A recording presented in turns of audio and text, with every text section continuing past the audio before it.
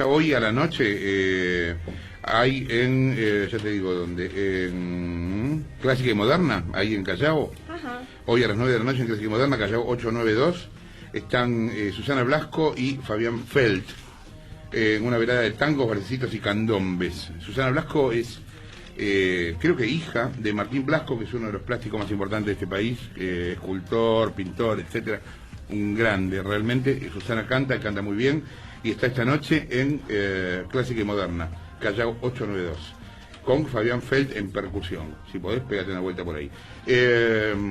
Zanini.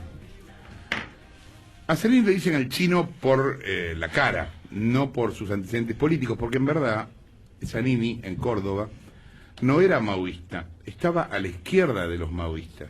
¿Qué era Zanini? Claro, Jorge, porque vos acordate que en la discusión ideológica de los 70 había, obviamente, muchísimas sutilezas, un nivel de sofisticación de la discusión política muy pero muy grande. En aquel momento el maoísmo, o sea, los que estaban en la vanguardia comunista, que eran los maoístas, se habían separado, se habían dividido entre los pro-chinos y los pro-Albania.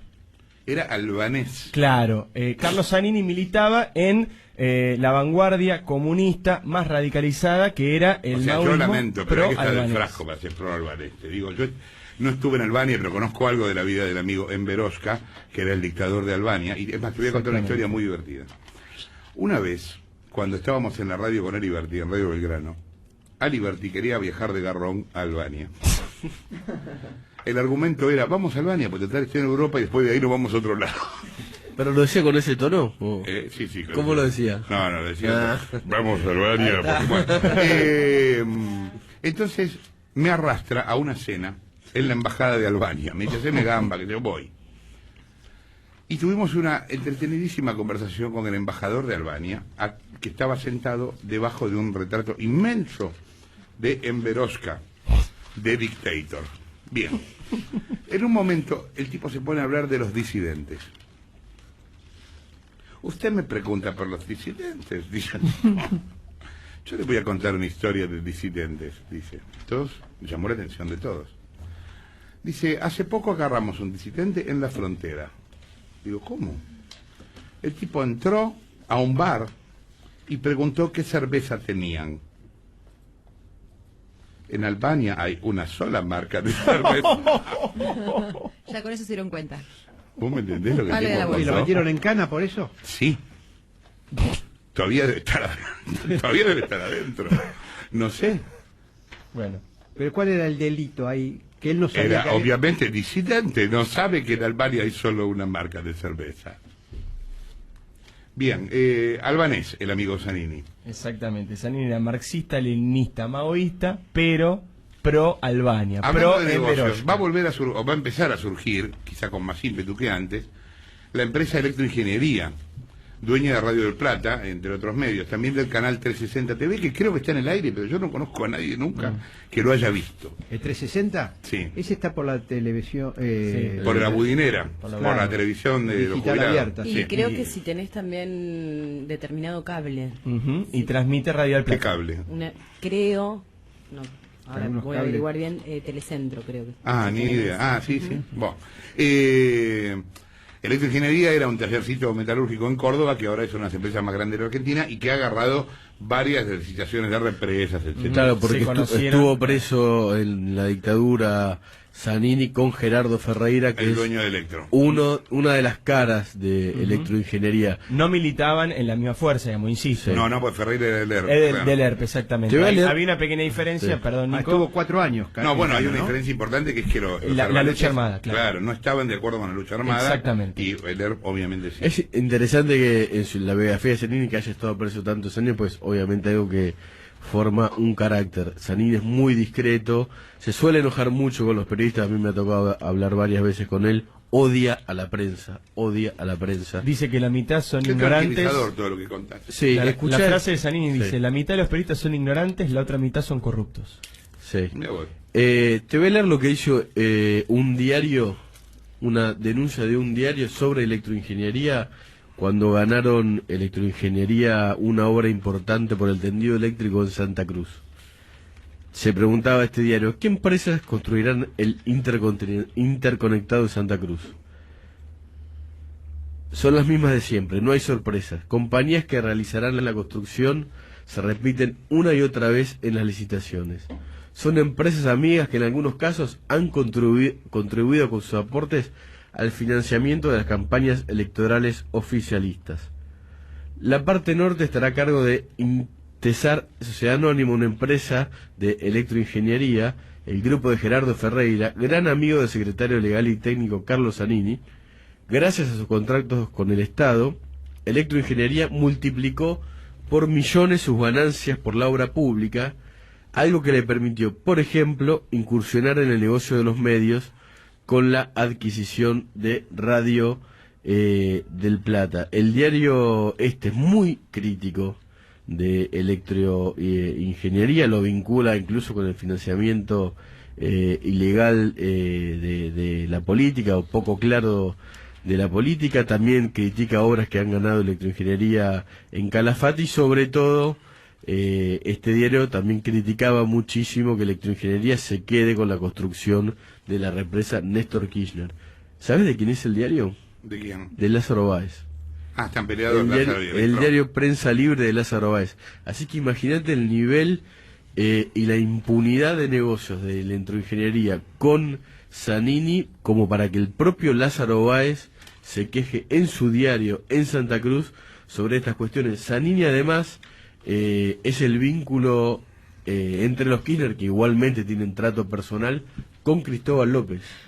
Cristóbal López, el zar del juego, dueño de medios, titular de concesiones viales como la Ruta 2, la 11, es el dueño de las licencias de Radio 10, de C5N, Aceite de Oliva, un montonazo de negocios que ganó gracias a sus contactos con los Kirchner.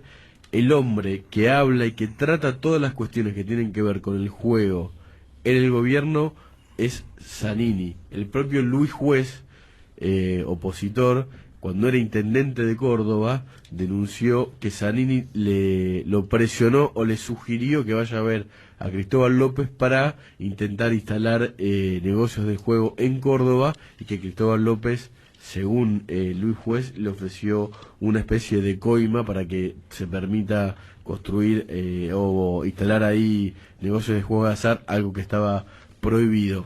Julio Grondona trató con Zanini hasta el tiempo que se murió uno de los grandes negocios que Cristóbal López tenía en mente, que es las apuestas online deportivas. Se necesita una nueva regulación, e incluso Cristóbal López tiene en mente crear también una nueva regulación, no solo para las apuestas deportivas con el fútbol, sino también para las apuestas deportivas a través de los celulares. Cristóbal López cree que el gran negocio que viene, además de las tragamonedas que se le fueron concesionadas por 35 años con un decreto. Bueno, de hecho, Zanini, en el tema del juego, en el mundo se juega por internet. por el teléfono, digamos, claro. Lo que pasa es que en la Argentina no está la regulación, no está la ley. ¿Quién la estaba tratando? Zanini. No es solo la firma de la presidenta Zanini, es una persona absolutamente vinculada a los negocios de la obra pública, que tal vez zafó un poco de las denuncias, quedó más pegado Julio Devido con las cuestiones que tienen que ver con los sobreprecios o denuncias de la obra pública, pero Zanini está absolutamente vinculado a la electroingeniería, que como vos decías, en un galponcito, y es hoy una super empresa, y también está muy vinculado con el juego. Esto obviamente lo acerca muchísimo a la familia presidencial. Zanini no es solo la persona que redacta las leyes de la presidenta, sino también la que trata todas las noches, porque él tiene un privilegio que no tienen otros funcionarios, que es cenar casi todos los días con Cristina Kirchner. Es un funcionario con un pensamiento muy radicalizado y que también hace público casi de forma explícita, como ayer decía Rosendo Fraga, viste que decía Cristina en los discursos anticipa un poco lo que se viene. Bueno, te leo un discurso de Zanini en el 2014, el 28 de abril, en el Mercado Central.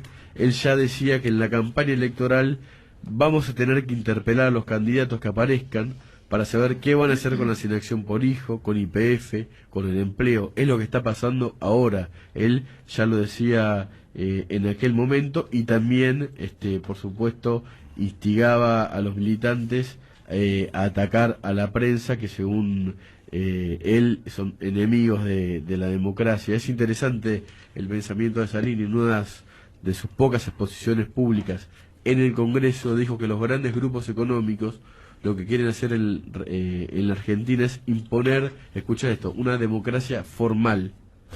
Formal.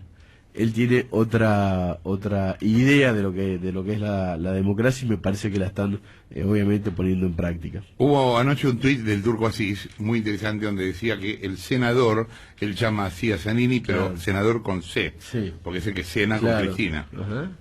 El senador está preocupado por La la locuacidad. incontinencia verbal o la locuacidad de alguien que está en el norte de Italia, que obviamente Austria, es sí. Bursaco.